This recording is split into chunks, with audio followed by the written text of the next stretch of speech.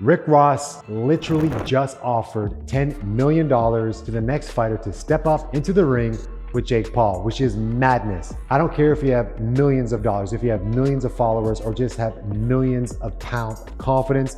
This is next level. My name is Nate Bauer, a boxing coach, a fitness trainer, and competitive fighter out of Canada, where I fought at the highest level. Fact is, we wanna know, you wanna know, is Jake Paul a legitimate fighter? Is he able to fight at the highest level? So let's go over Jake Paul's last 3 fights, critique it, and see if this guy can actually throw his hands and if he can fight at the highest level. Let's get into it. By the way, look out for the secret phrase in this video so you can be featured in the next video. All right, fight number 1 was Jake Paul and Ben Askren.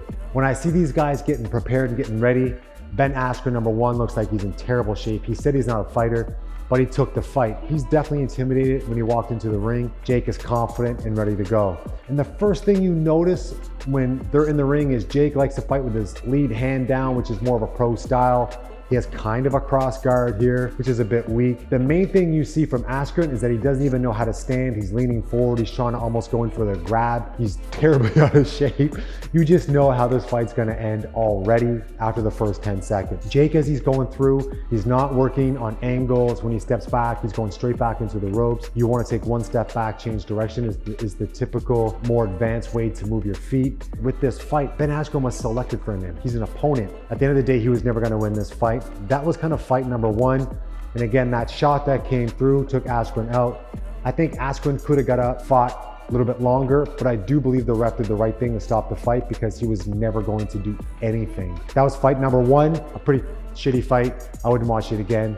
Let's move on to fight number 2. All right, here we go. Fight number 2, Paul versus Woodley. This was a great fight, in my opinion. A definite improvement from the Askren show, just the way he even carried himself. However, Jake Paul, when he came in, was still doing a lot of lunging with that foot with his body instead of just getting a nice stable base to get in there. He was throwing his right hand to the body, dropping everything, which is susceptible to a quick check, hook, and turn. He's moving forward in a straight line, but he did improve his backward movement game where he was taking a step back and changing and pivoting, which didn't allow Woodley to come in with those straight shots. Woodley definitely, to me, looked like the better boxer. His hands were up. He was throwing some good counter punches. He looked strong and balanced. But again, because Jake Paul had a longer reach, he was missing a lot of shots. Still, he could throw some uppercuts from the outside. Looked a little bit better, but still a lot of holes in his game. And the biggest thing you'll notice is he's dropping his head this way down and turning, which means he's looking down. That makes you susceptible to taking a shot behind the head. Your spine's in a compromised position. That will get you knocked out quick. Is it high level where he could take on Canelo or even Fury? Nah, man, not even close. Tommy Fury would see those holes in a second, throwing those check hooks immediately. And any crisp, clean boxer with good coaches would really take advantage of that, and I think end the fight pretty quick. Overhand rights are coming in. You typically do that when you're fighting, when you see hands dropping and you can come in from a longer distance. A lot of beginner boxers will throw the overhand right from a long distance because it's just harder to get to the inside, so you get frustrated. So you throw those big looping shots. Again, when you start to do that with those higher level fighters, they see that right away, and a lot of times you get put to sleep. So fight number 2 here. Again, Jake had a decent reach. Woodley fought a good fight. I thought Woodley won that fight, to be honest. It was pretty entertaining. But again, there's a lot of holes in both their games. But for Woodley just being an MMA athlete, I thought he did pretty good, to be honest. All right, fight number 3. As they come into the ring, instantly you can see the difference in tactics. Instantly. Jake Paul's main objective is to get inside Woodley. Woodley couldn't really figure out how to prevent Jake Paul from getting inside. And that was kind of his detriment, to be honest, in this fight, where, again, that's the difference. When you have a long reach and you're a little bit bigger than your opponent, you can get in a little bit easier. Number 1, because you're bigger, there's a lot of momentum coming forward. And if you're stronger, you can hold inside to wear out your opponent a little bit easier, especially if you're not really sure what to do. Now, you'll recognize that there's headbutts everywhere because Jake doesn't know how to get in on angles or to work off punches. He just blows in there like a friggin' bull to get in to grab, to create some distress inside. Jake's trying to throw and land overhand right. It's a Pretty ugly fight. Nobody really wants to watch this after a while, man. It's not that great. Mayweather was a king at this. He would make fights ugly because it would work towards his advantage. And it wouldn't give any energy to his opponent because he would frustrate them so much. That's what Jake is doing. And again, coming in with your head down like that is dangerous. You can take rabbit shots to the head. You're gonna create headbutts and fights because of the scars, because of the bleeding. Woodley's landed some good power punches though. He's hooking up with some good shots, some good uppercut. Woodley can box, he can fight. Like he can definitely throw his hands. He's trying to parry punches. And I think that's where he got into trouble later in the rounds, where he's trying to parry punches down and he missed to parry that punch. Jake made him think he was going with something. He parried the punch and Jake threw that right hand, that right hook to end the fight. You got to give it to Jake Paul. He prepared for this fight in a different way.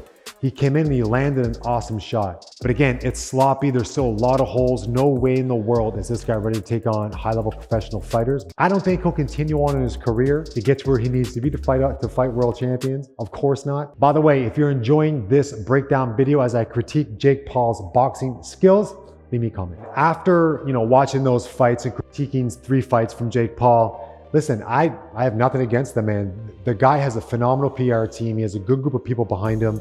He has millions of dollars to get in with the best coaches. You still have to put in work in order to improve your skills.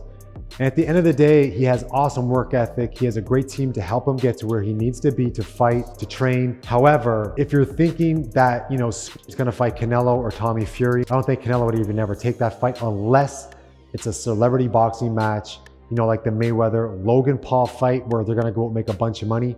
But ultimately, the only people who succeed or benefit from that are the 2 fighters and the promoters. Young fans are getting a false impression of what boxing really is. Boxing historical, it has to do with diplomacy. You look at Muhammad Ali, you look at the Rumble in the Jungle. Young fans out there who are coming to the sport because of Jake Paul, go back and look at the history and see what boxing actually means. Watch the 4 kings of boxing. We're talking about Thomas Hearns. We're talking about Duran, Sugar Ray Leonard. Go and look at their history of boxing and what it took for them to get to where they were or to get through those boxing matches and how their country relied on them to get the win. Duran coming back from retirement to have one of the biggest, most epic fights in the world. That's really what boxing is. And true boxing fans understand that. You have to wonder, is the focus too much on money now? It just might be. I mean, there's always money to be made. The promoters are typically the guys who make the most money, by the way. Eddie Hearns is now good friends or works with Jake Paul because there's money to be made from both of them. A lot of money. So just keep that in mind. There's so much going on behind the scenes. Even in amateur boxing, it's hard to even explain it. But if you guys want to know more, just leave me a comment and I'll go deeper into that as well. Jake has overcome doubters. He has gotten through the place where, people want him to lose. He's getting in there, he's moving, he's training, he's working with great coaches, and you can see the improvements, which is pretty solid for anyone. His brother Logan is a phenomenal athlete in the WWE. Listen, when I saw him train, I saw his fitness, I'm like, that to me makes sense. It's entertainment, but that's what this is, it's entertainment. Overall, I think Jake has the potential to be an awesome professional fighter, but his ego and the yes men and extremely skilled marketing and PR team are prepping him up right now. Make no mistake, compared to the normal person, Jake can throw his hands pretty well, but there's millions of people out there like that who hit hand pads really well. So take all of this into consideration next time you watch a fight on DAZN or just anywhere on TV. If you enjoyed this content and you want more boxing content, be sure to subscribe to my channel and enter in the comments the secret phrase so that you can be highlighted in the next video. I'll see you amazing people for the next one.